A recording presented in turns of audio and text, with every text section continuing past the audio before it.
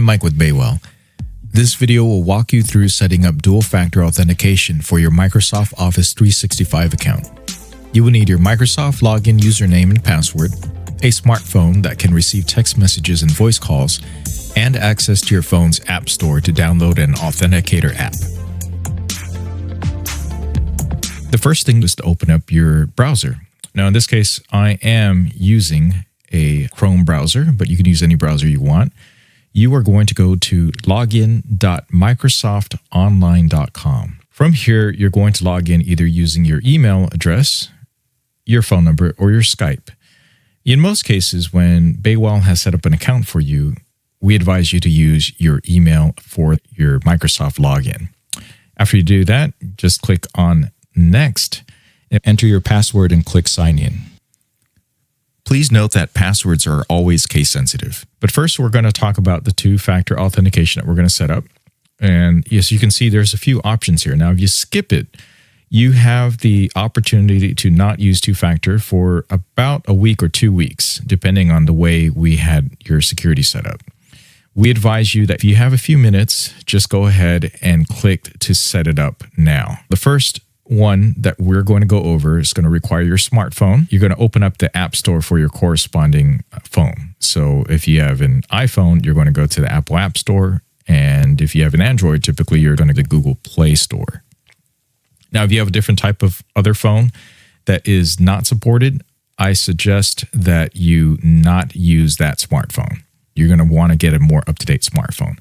But if you want to do it and receive your authentication password for dual factor via text message or via phone call, we'll get into that a little bit later. So for now, you're going to download, in this example, the Microsoft Authenticator app. Now, usually if you just type in Authenticator, it will pop up. But if you type in the words Microsoft Authenticator shown on the screen, it will take you directly to the app that you need to download. Now, I will probably have a link down below that you can click also to get to it if you are watching this from your phone, and it'll send you to the corresponding app store. Here it is. This is what it should look like. It should be from the Microsoft Corporation. Now that you have the Microsoft Authenticator app downloaded, what you're going to do is click on Next, and then it'll say set up your account. Now, if prompted, you should allow authentications, then add an account and select whether or not it's work or school. Click on Next. And from here, on the phone itself, you're going to click on the plus at the top right-hand side, and you're going to choose whether or not this is a personal, work, or other. I'm going to choose a work account, and then the next choice is whether or not you scan the QR code. I'm going to click on Scan QR Code because that's the easiest way. Choose Scan QR Code. Authenticator would like to access the camera. Click OK.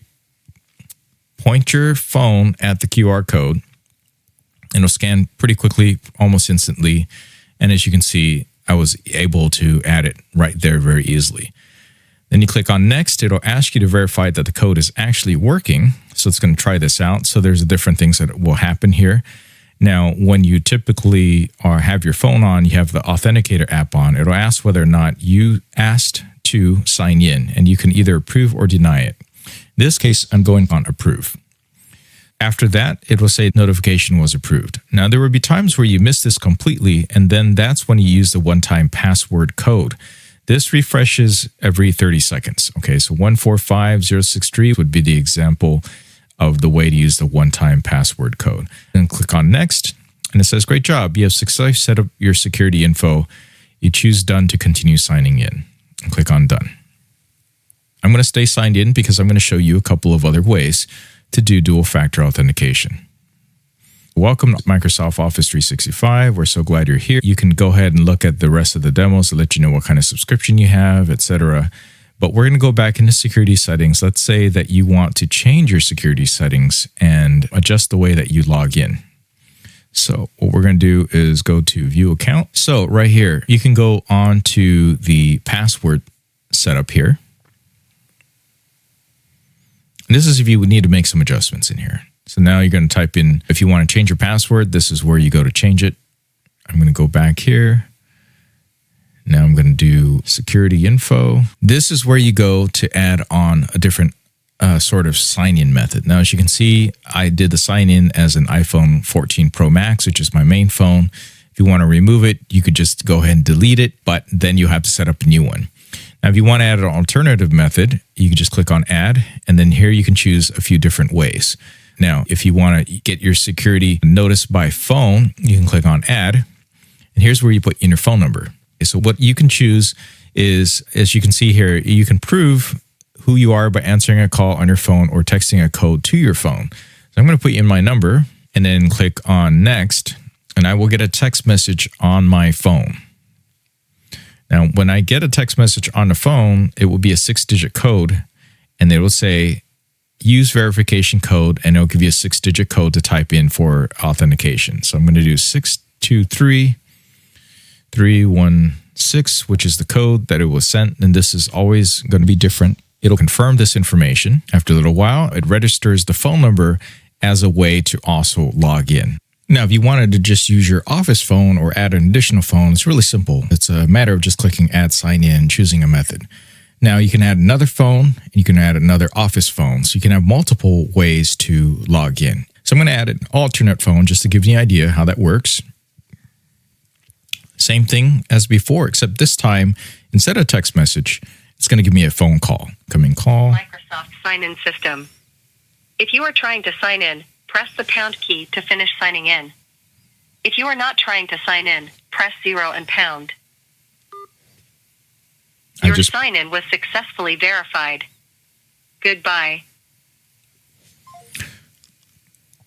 There you go. It takes a little while for it to respond. It says your call answered, your phone was registered successfully. Now, in the future, when you log in, it might ask you to press a certain set of keys. You just have to be able to answer the phone and then proceed. It will ask you to verify whether or not you're trying to sign in. So it might say if you're not trying to sign in, then press something. And if you are trying to sign in, press the pound key, and it might give you a code to sign in. The Microsoft security is set so it's not going to ask you every single time. However, if it does, this is all you got to do. When you log in, it asks you to approve the sign-in request. Because I did Microsoft Authenticator, I'm going to use my smartphone to just open up the app. It'll show us a notice, and I just have to click approve. And after that, you're logged in and good to go. Now, if you are logging into a completely new computer, keep in mind that you will definitely have to sign in and approve it through dual factor authentication. So again, it'll be either through the Authenticator app, it'll be through a phone call or a text message. You can choose whichever method you want, and we'll get into that in the next section, how to change default dual factor authentication or multi-factor authentication. To adjust these settings again, after you log into Office 365, just click on your profile and then choose View Account. After you get to View Account, just click on Security Information. And this is where you can go ahead and make changes to your dual factor authentication and alternative methods of login. Right here, you can choose Default Sign-In Method. If you prefer getting a text message instead, you just have to click on Change and choose one of the methods that were already set up. Now, I advise you that you not use text message because it is less secure, but I understand sometimes it's just more convenient just to receive a text message code to enter. And for that, you can just change it through here. So this would be a text message version or a phone call. Or even better is if you have a hardware-based token. We will cover that in a future training video. Thank you for watching, and thank you for choosing Baywell for your professional computer support and network security services needs.